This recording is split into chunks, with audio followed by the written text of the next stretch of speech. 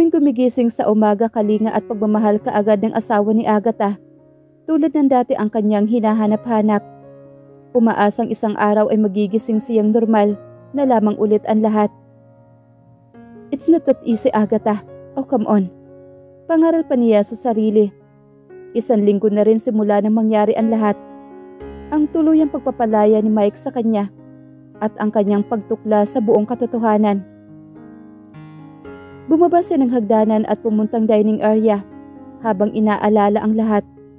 Nung mga panahong gumising siya sa umaga, handa na ang lahat. Luto na at nakahain na ang mga pagkain. Maingat na alalayan siya nito at ipaghihila siya ni Mike ng upuan. Tapos ay pupunuin ng masusustansyang mga luto nito ang kanyang pinggan. Namimiss na niya ito sa ngayon. Totoo ngang isang kasabihan na oras na mawala sa iyo ang isang tao, doon mo lang din mapapagtanto ang kanyang tunay na halaga sa iyo. Nakarating siya hanggang sa lababo at naalala pa niya. Isang araw noon ay sabay silang naghuhugas ng mga pinggan dito. Tapos bigla na lamang siya nitong binabasa ng mga bula ng sabon sa kanyang mukha. At gumaganti siya at gumaganti ulit ito. Nagkakatawanan silang dalawa. Nagkukulitan. Pumikit siya at dinama ang masasayang sandaling iyon. Naupo siya sa isang silya at nahagip naman ng kanyang mga mata ang isang karton ng gata sa mesa. Naalala rin niya bigla ang paghahatid ni Mike ng mainit na gata sa kanyang kwarto tuwing gabi upang tulungan siyang makatulog na mahimbing. Ang sunod namang naalala niya ay ang banayad nitong mga halik tuwing aalis siya papuntang trabaho. Take care at I love you. Nito tuwing bago siya sumakay ng kanyang sasakyan. Alam niyang wala siyang karapatan na malumbay o kahit alalahanin man lang ang mga sandaling iyon. Mga sandaling sobrang iniingatan at minamahal siya ni Mike. Wala siyang karapatan dahil binaliwala naman niya ang lahat ng iyon, pero hindi niya mapigilan ang sarili. Kahit alaala na lamang nito ay dadamhin at pahahalagahan na niya ngayon dahil may posibilidad na hindi na kahit kailan bumalik pa si Mike sa kanya. Hindi naman niya masisisi ang huli kapag hindi na nga ito bumalik dahil wala siyang anumang karapatang magalit o magdamdam dito. Sinaktan niya si Mike.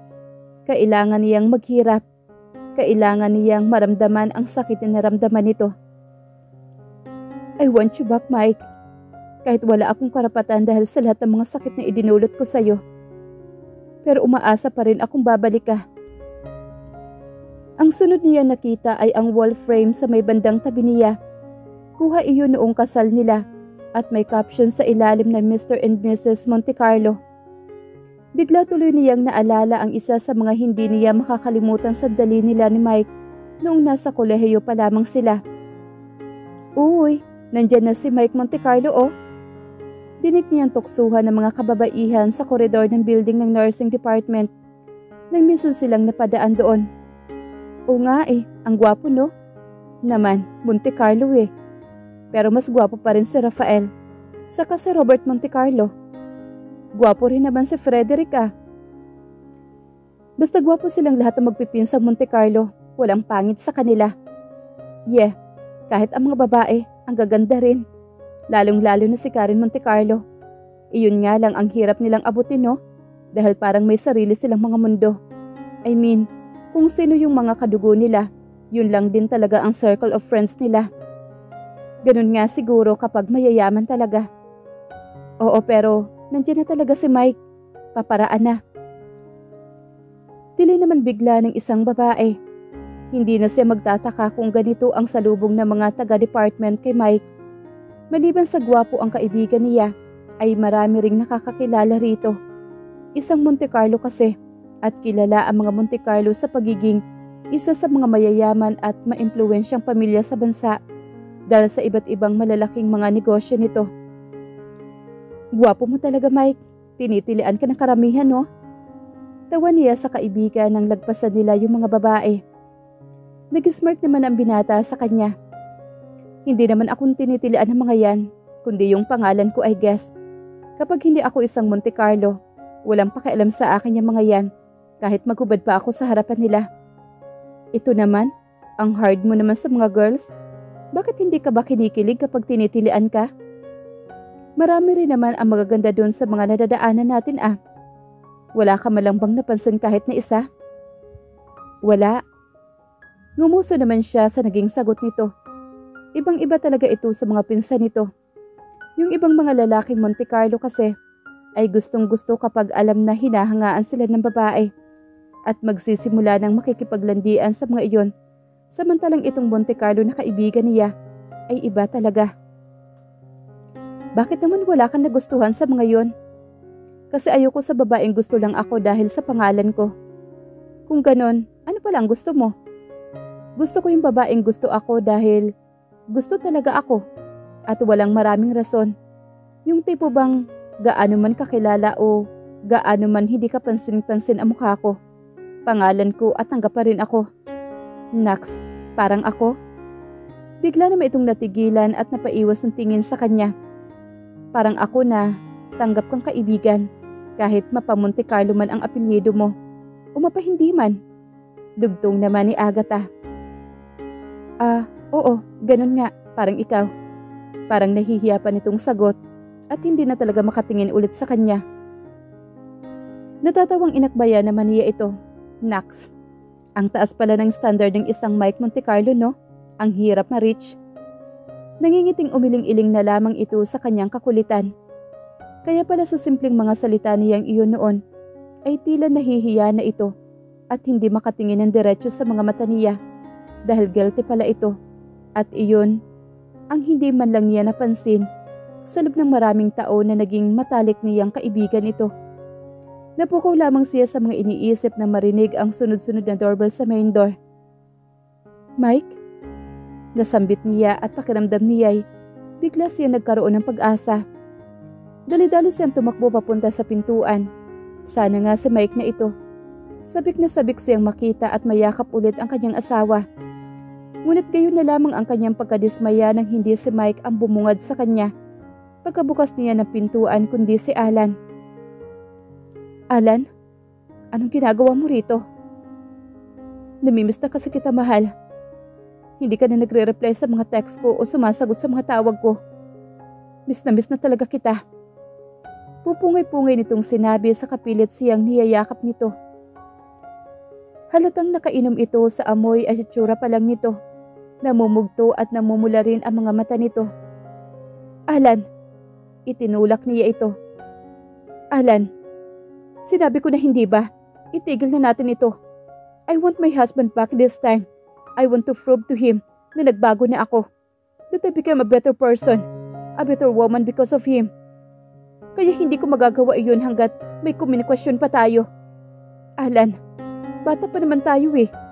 Marami ka pang mahahanap na ibang babae dyan. Yung mas mabuti at yung mas maaalagaan ka kaysa sa akin. Tapos hindi yung tulad ko na may sabit na. Let's both move on and move forward. Please, Alan. Hindi. Ayoko. Ayoko sa iba, Agatha. Ikaw lang ang gusto ko, Agatha. Ikaw lang. Nagsimula na naman itong umiyak habang pinipilit talaga siyang yakapin ito. Alan, please, itigil na natin ito. May asawa na ako. Hindi mo ba yun naiintindihan? Ano naman ngayon kung may asawa ka na? Nagawa mo nga siyang lokohin para lang sa akin, hindi ba? Kaya alam kong magagawa mo ulit dahil mahal mo pa rin ako. Tila napakadesperado nitong pahayag sa kanya. Umiling-iling naman siya kasabay ng pagtulo ng mga luha niya. Hindi, Alan. Mahal ko si Mike. At napagtanto ko iyon sa kalagitnaan ng mga kamaliang nagawa ko. Buong lakas na sumigaw naman ito. Ako lang ang mahal mo at walang iba. Ako lang, hindi si Mike. Hindi ang kung sino mang lalaki kundi ako lang. Iyon rin ang akala ko noon. Kasi sa'yo ko unang naramdaman. Ang kiligin pero hindi pala. Umiling-iling naman siya. Dahil kahit ikaw man ang nauna kong napansin at nabakilig sa akin noon. Pero si Mike, siya ang nagparamdam sa akin ng totoong kahulugan ng pagmamahal. Mahal na mahal ko ang asawa ko. At hindi ko na kayang itago pa iyon. No. Ako lang dapat, Agatha. Ako lang. Halos manlaki ang kanyang mga mata nang bigla na lamang siya nitong binuhat na parang isang sako at dinala sa itaas. Alon, anong gagawin mo? Ibaba mo ako. Nagpupumiglas siya habang umaakyat ito sa hagdanan. Nabalitaan kong alam na raw ni Mike ang lahat at lumayas na siya sa bahay na to para iwan ka. Nakarating sila sa isang kwarto at binuksan ni Alan ang pintuan niyon. Tapos ay kaagad siyang inilapag sa kama. Anong gagawin mo? Nagtaas na siya ng boses sa lalaki. Gagawin natin ngayon ang hindi pa natin nagagawa noon bilang 2 taon nagmamahalan. Dito mismo sa bahay ninyo ng asawa mong hilaw. Saad nito at nagingising aso. Baliw ka na, Alan. Hindi kita mahal. Oo na. Baliw na baliw ako. Naging ganito lang naman ako dahil sa'yo. Hindi mo na ako mahal. Idi ibabalik natin ulit ang pagmamahal mo na yan para sa akin. Sa pagpaparamdam at pagpapadama ko sa katawan mo ng tamis at sarap na pagmamahal na mayroon ako para sa'yo. Tumawa naman ito na parang demonyo. Nakaramdam siya ng matinding takot. Mukhang anumang oras sa araw na ito ay hindi na imposibleng may mangyaring masama sa kanya. Sa mga kamay ng lalaking ito, kaya kailangan talaga niyang makatakas mula rito. Nang sinubukan niyang tumayo at tumakbo, ay maagap namang gumalaw ang mga kamay nito para ibalik siya pahiga sa kama at saka siya dinaganan nito. Alan, pakawalan mo nga ako. Pakiusap niya rito. Itigil mo na to. Iyak at pagsusumamo niya habang itinutulak ito sa dibdib. Hindi. Kahit kailan hindi titigil ang pagmamahal ko para sa'yo. Kaya hindi natin ititigil ito.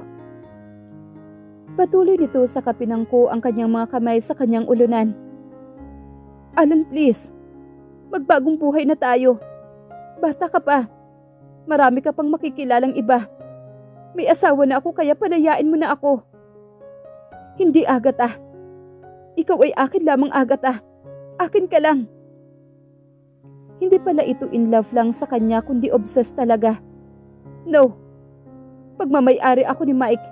Pagmamay-ari niya ako. Tumigil ka! Tila piko na sigaw nito. Saka siniilis siya ng halik nito. Lahat ng paraan ng pagpupumiglas ay ginawa na niya.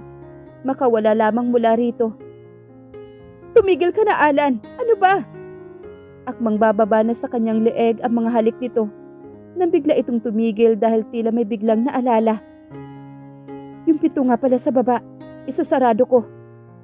Para walang makaistorbo sa ating dalawa sa pag-angkin sa isa't isa. Anito at bumaba mula sa pagkakadagan sa kanya. Saka lumabas ng kwarto.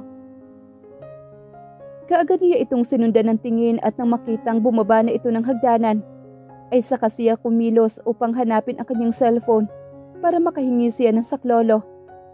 Nakita naman kaagad niya ang cellphone niya sa isang tabi sa mini table, tulad ng huling pagkakaalala niya na dito nga niya inilagay ito kaninang umaga.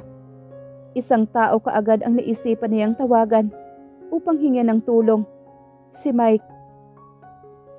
Pumasok siya sa CR at inilak ng mabuti ang pintuan. Saka i-denial ang numero ng asawa niya. Nakaabot siya ng hanggang 3 missed calls at halos mawala na siya ng pag-asa nang hindi nito sinasagot ang kanyang mga tawag. After all, hindi rin naman niya masisisi ang asawa kung ayaw na talaga nitong sagutin ang mga tawag niya dahil hanggang ngayon ay galit pa rin ito sa mga ginawa niya. Ngunit kailangan din kasi talaga niya ito sa ngayon. Halos mawala na siya ng pag-asa sa pang-4 na beses. Ngunit halos tumalon din siya sa tuwa nang sa 5 beses niyang tawag dito ay sinagot na rin ito sa wakas. Anong kailangan mo? Malamig nitong bungad sa kanya. Mike, alam kong wala na akong karapatan pang humingi man lang ng tulong sa'yo dahil sa lahat-lahat ng mga pagkakamaling nagawa ko at nasaktan kita ng sobra. Pero ikaw lang talaga ang alam kong makakatulong sa akin ngayon. Pakiusap, Mike. Tulungan mo ako. Aniya habang nagsisimula ng mapahikbi ulit siya. Ano nangyayari dyan? Nasaan ka? Napalitan bigla ng pag-alala ang tono nito. Nandito ako sa bahay natin. Last week ko pa tinapos ang tungkol sa aming dalawa ni Alan. At sinabi kong layuan na namin ang isa't isa. Wala naman akong kaidi-idiya na pupunta siya dito bigla sa bahay. Tapos ngayon ay ipipilit niya ang sarili sa akin. Hindi ito nagsalita sa kanya. Pakiramdam niya ay nawawala na naman siya ng pag-asa. Mike, please tulungan mo ako. Narinig bigla niya ang mga yapak ni Alan na nakabalik na ulit sa loob ng kwarto. Kaya mas lalong nadagdagan ang kanyang takot. Mike, pakiusap. Agatha, mahal, nasaan ka na? Nanindig naman ang kanyang mga balahibo dahil sa boses na iyon ni Alan na may halong lambing at pagbabanta sa kanya. Mahal, nasaan ka? Gusto mo ba talagang makipaglaro ng tago-taguan? Sige, hahanapin kita. Kapag nahanap kita, dapat may kabayaran ha? Dugtong pa ng lalaki sa kanya. Kahit hindi niya ito nakikita ay alam niyang nakangisi ito. Takot na talaga siya. Agatha, ano nangyayari dyan? Boses ba ni Alan yon? Puno ng pag-alalang tanong naman ni Mike sa kanya. Narinig marahil ang boses ni Alan. Tumango-tango siya, kahit hindi naman siya nakikita ng asawa. Oo, nasa CR ako ngayon at nagtatago. Anumang oras na malaman at makita niyang narito ako, paniguradong gagawin na niya sa akin ang gusto niyang gawin. Kaya tulungan mo ako, Mike, pakiusap. Umiiyak na wika niya sa asawa. That's bullshit. Pagmumura naman ni Mike. Mura nito na nakabuntong hininga. Stay where you are right now. Huwag kang lalabas dyan. At huwag na huwag kang magpapakita sa kanya. Pupunta na ako dyan. Bigla siya nakatagpo ng malaking pag-asa sa puso niya. Bumabalik na si Mike sa kanya at handa itong tulungan siya. Maraming salamat, Mike. Mag-iingat ka. Ikaw din. Mag-iingat ka dyan. Narinig niya ang mga yapak ni Alan na papalapit dito sa CR at pasipol-sipol pa ang lalaki na mukhang alam na nito kung saan siya makikita. Mas lalong kumakabog ang kanyang dibdib dahil sa sobrang takot na kanyang nararamdaman. Mike? Natatakot ako. Pag-amin niya sa asawa. Huwag kang matakot. Hindi kita pababayaan, magalaw niya. Nandiyan na ako. Hindi kita pababayaan kaya lakasan mo ang loob mo. Papunta na ako dyan. Puno ng seguridad na sabi nito. Kahit papaano'y napanatag naman siya. Alam niyang darating talaga ang kanyang asawa upang iligtas siya nito. Kaya hindi na niya kailangan pang matakot. Salamat. Iyon lamang at ibinaba na ni Mike ang tawag. Sana dumating ka na, Mike. Agatha, mahal. Alam kong nandyan ka na sa loob. Buksan mo na itong pintuan. Ani naman ni Alan habang kumakatok ito sa pintuan ng CR. Hindi siya sumagot bagkus ay itinakip lamang ang dalawang kamay niya sa bibig upang pigilan ang sariling mapaiyak na malakas dahil sa sobrang takot. Kung ako sa iyo, Agatha, bubuksan ko na ito. Hindi mo pa alam kung paano ako magalit. Malambing ngunit nakakatakot talaga ang tono nito. Ilang beses ulit itong kumatok ngunit hindi niya binubuksan. Hindi niya bubuksan ang pintuang iyon hanggat hindi pa dumarating ang kanyang asawa. Agatha, Agatha ko, buksan mo na ang pintuan. I'll swear, hindi mo magugustuhan kapag ako pa mismo ang nagbukas nito. Muli ay walang tugon mula sa kanya. Tumawa ito na parang isang demonyo. Huling warning na ito, Agatha. Magbibilang ako hanggang 3 na lang. Kapag hindi mo pa binuksan, ako na mismo ang magbubukas nito. 1, 2. Napa-sign of the cross naman siya at mariing nagdasal na sana ay dumating na kaagad si Mike dahil kung hindi pa ay mamamatay talaga siya sa sobrang takot. 3. Ayaw mo talagang buksan, ha? Nagmamatigas ka? Pwes sige. Tulad ng sinabi ko, ako na mismo ang magbubukas nito. Malakas na pinihit-pihit nito ang seradora ng pintuan na para bang masisira na ito. Mike, please. Bilisan mo. Tulungan mo ako. Lumakas lalo ang kanyang iyak nang nagsimula ng pagsisipain ni Alan ang pintuan at kunti na lamang ay masisira na talaga iyon. Sa pangatlong beses na pagsipa nito ay doon ito itutuluyang nabuksan. Malaki ang ngisi nito sa pagtatagumpay kaya pinagpag nito ang mga kamay sa harap niya. Ay mahal naman, Pinahirapan mo pa ako. Itigil mo na ang kahibangan mong ito, Alan. Malakas na sigaw niya rito. Hindi. Sigaw din ito. Saka natawa na parang baliw. Hindi tayo titigil tulad ng pagmamahalan natin sa isa't isa. Hindi kita mahal. Kaya nga gagawin ko ang lahat para bumalik yung pagmamahal mo. Hinablot siya nito sa braso kaya napasigaw ulit siya sa takot. Huwag mo akong hawakan. Ngunit imbes na huwag siyang hawakan ay binuhat pa siya nito. Buhat na parang bagong kasal sila. Nagpapadyak at nagpupumiglas ulit siya. Alan, ibaba mo ako. Pakawalan mo na ako pakiusap. Nang makalabas ng CR, ay dinampot siya nitong muli sa kama at kaagad na pinaibabawan. Marahang pinadaos-dos nito ang isang daliri sa kanyang pisngi na mas lalong nagpatindig sa kanyang mga balahibo. Naririndi siya sa ginagawa nito at nandidiri siya. Tuluyan ka nang magiging akin ngayon. Naiintindihan mo ba, Agatha? Sa wakas ay mamamarkahan na rin kita. Tumatawang wika naman ito. Sinampal niya ito. Kahit sa panaginip mo, Alan, hinding-hindi mangyayari yon. Malakas na pinangko nito ang kanyang mga kamay sa kanyang ulunan. Tingnan na lang natin, Agatha. Siguradong pahayag nito at nagsimulang siili ng marahas na halik ang kanyang leeg. Lumakas ang kanyang iyak kasabay ng malalakas na pagpapadyak ng mga paa para manlaban dito. Pati na ang kanyang mga kamay ay sinusubukan din ng buong lakas na makawala mula sa pagkakapangko nito. She needs to escape from this obsessed man. Dahil kung hindi ay habang buhay niyang pangdidirian ang kanyang katawan. Kapag tuluyan nitong nakuha ngayon ang nais nito sa kanya. Ilang sandali lamang ay dininig din sa wakas ng Diyos ang kanyang mga panalangin. Nang namalayan na lamang niyang wala na si Alan sa kanyang itaas dahil nasa sahig na ito at pinauulanan ng malalakas na suntok ni Mike.